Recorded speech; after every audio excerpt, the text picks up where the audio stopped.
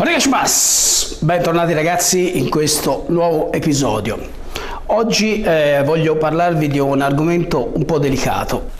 Mi mandate tanti messaggi, mi chiedete a volte consigli sull'attrezzatura da comprare, mi chiedete a volte tantissime cose, però nelle ultime settimane mi sono arrivati diversi messaggi di persone che lamentavano il fatto di non voler più continuare la propria arte marziale. In questo caso ho preso 2 messaggi che riguardano appunto il karate e mi hanno scritto chiedendo consiglio. Vi leggerò questi 2 messaggi che mi sono stati inviati diverse settimane fa, non sono proprio recenti, di queste 2 persone che seguono il canale, e quindi cercherò di dare il mio contributo per quanto posso a delle situazioni che riguardano il mondo delle arti marziali a volte non proprio piacevoli, ma ne parliamo dopo la sigla.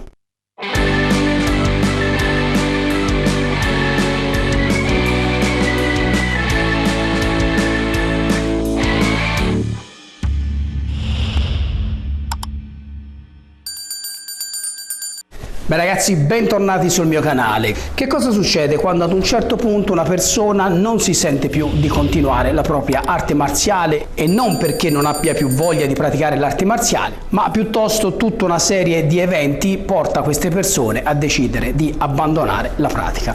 Mi sono arrivati 2 messaggi in particolare che mi hanno colpito. Andiamo a leggere questi 2 messaggi e cercherò di dare i consigli che posso, ma leggo questi messaggi e ci faccio un video proprio perché siete in diversi che mi seguite, che praticate arti marziali, ci sono tanti maestri, colleghi diciamo, che insegnano varie arti marziali, che seguono il canale, e tutti insieme qua sotto nei commenti sicuramente potremo dare tantissimi consigli per aiutare le persone che si ritrovano in una certa situazione a risolvere il loro problema.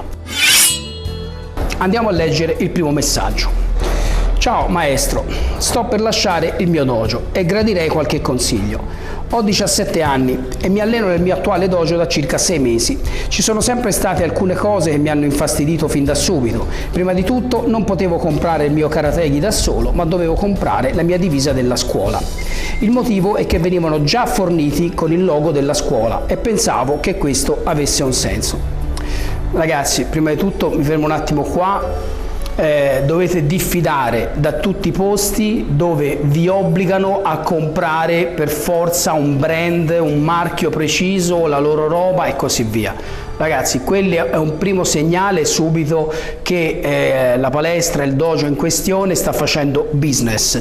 Ognuno deve essere libero di comprare il gi che vuole, la marca che vuole, il taglio che vuole perché gli sta meglio, gli sta peggio, la stoffa che vuole. Ognuno deve essere libero di scegliere la propria attrezzatura. Comunque andiamo avanti. Inoltre fin da subito sono stato pressato per partecipare alle gare che però non volevo fare, o almeno non da subito.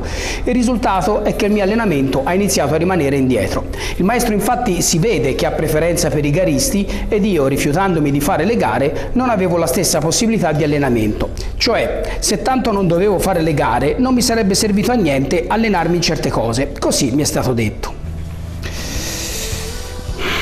Andiamo avanti, dai. Mi piacevano le persone e perciò ho deciso di rimanere lo stesso. Una settimana fa sono entrato in un negozio di arti marziali e ho scoperto che il gi che mi è stato venduto dalla mia scuola mi sarebbe costato 30 euro, mi è stato venduto a 90, e parlo dello stesso modello. Inoltre il kit da combattimento obbligatorio al dojo mi è stato venduto a circa 150 euro, ma lo stesso kit al negozio, guantini, paratibia e corpetto, lo avrei pagato solo 75 euro. Ho perso la fiducia. Oltre a tutto questo, quando ho chiesto informazioni più precise su quale stile di karate stiamo praticando, mi è stata data una storia di cazzate sull'essere uno stile nascosto e più antico di Okinawa. A parte odiare essere preso per un idiota, non ho tutti questi soldi da farmi rubare, quindi pensavo di rinunciare alla mia iscrizione e chiederò il rimborso per i soldi che mi hanno preso in più. Mi scuso, ma il fatto è che sono piuttosto cattivo quando sono incazzato e immagino che quello che sto chiedendo qui siano alcune opinioni su come dovrei procedere con il mio maestro. Vorrei togliermi questo peso. E come devi procedere? Ti posso dare solo un consiglio: lascia perdere quel posto e abbandonalo subito. Lascia perdere, puoi provare a chiedergli un rimborso dei soldi spiegando che hai scoperto che l'attrezzatura che ti è stata venduta con un ricarico di soldi eccessivo e che tu, come hai detto all'inizio, hai 17 anni, non disponi di tantissimi soldi da spendere in questo modo qua, ma io direi anche di non insistere più di tanto, perché quasi sicuramente non ti renderanno nessun soldo. Purtroppo sei capitato in uno dei tipici posti dove le gare e il business sono in primo piano, e quindi se tu contribuisci a far andare questo meccanismo sei ben accetto. Se invece ti iscrivi perché vuoi imparare karate, beh, quello non è il posto adatto. Non pratichi da tanto, quindi non hai perso tempo, diciamo, eccessivamente, hai fatto esperienza.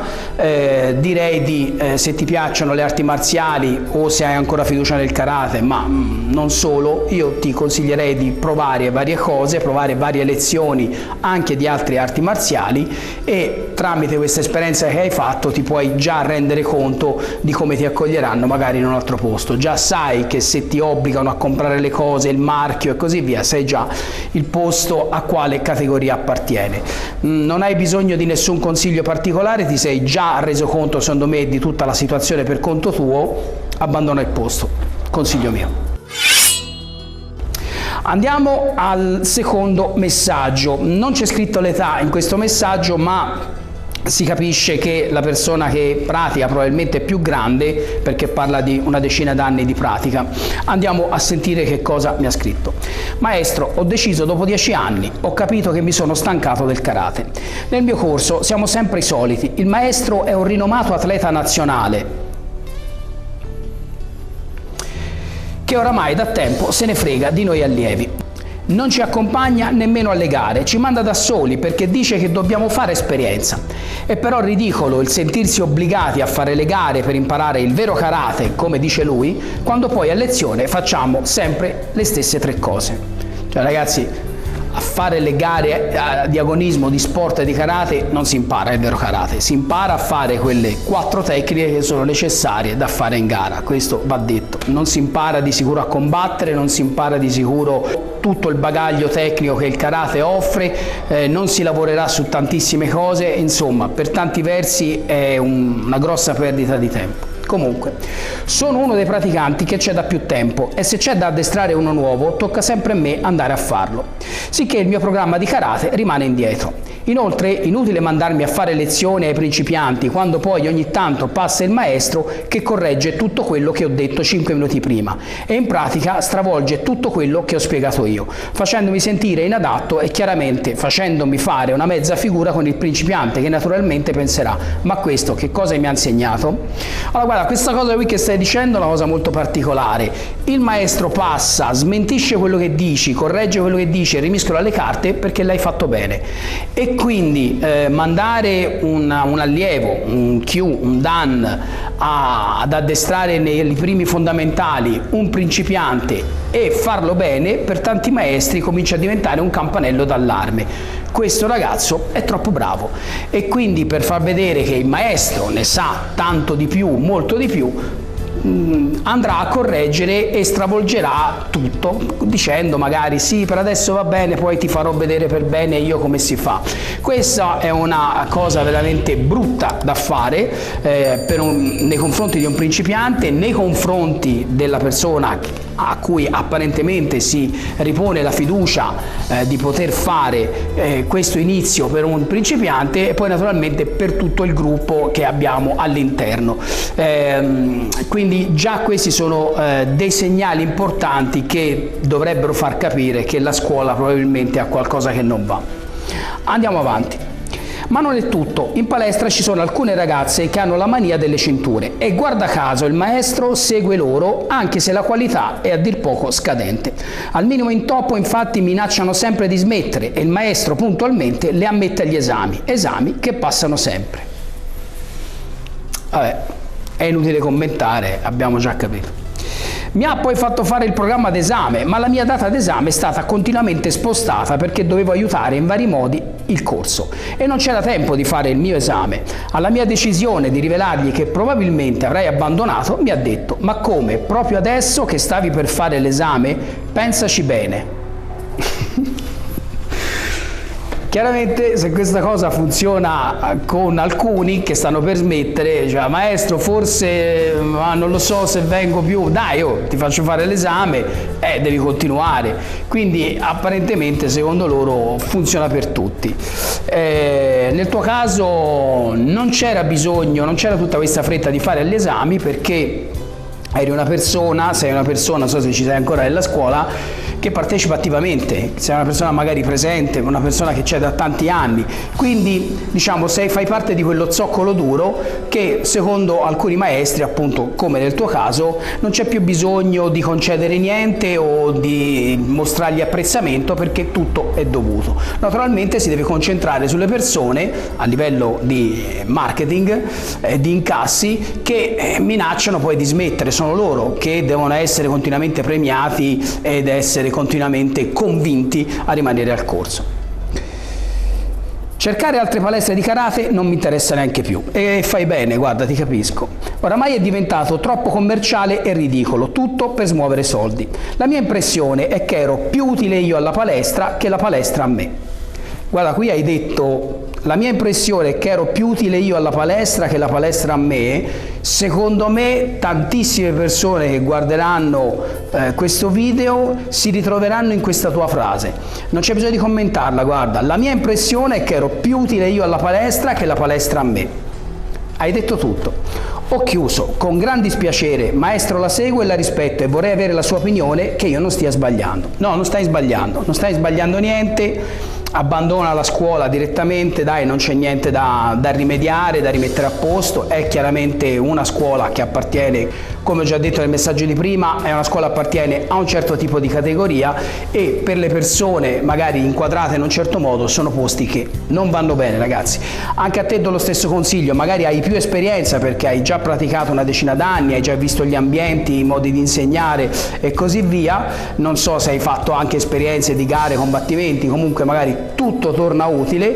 Il mio consiglio è quello di rivolgersi a qualche altra arte marziale, valutare bene e provare. Ragazzi, potete provare e smettere dopo 2 settimane, potete provare per il primo mese e anche qui, ragazzi, vi do questo consiglio: lasciate perdere i corsi dove o non vi fanno provare o vi dicono puoi venire a vedere o poi una prova e poi devi decidere. No, ragazzi, questi posti qui non vanno bene. Chi lo fa con passione non avrà problemi a concedervi 1, 2 o 3 prove, perché magari ogni persona è diversa, ha bisogno di valutare bene il posto, l'ambiente, l'atmosfera, se fa per lui o non fa per lui. E poi cercate di non rimanere incastrati in quei posti dove vi fanno fare per forza l'abbonamento di 6 mesi, di 1 anno, perché a un certo punto, dopo poche settimane, potreste accorgervi che il corso non fa per voi e ormai siete rimasti incastrati perché avete pagato. I soldi comunque non vi verranno mai restituiti,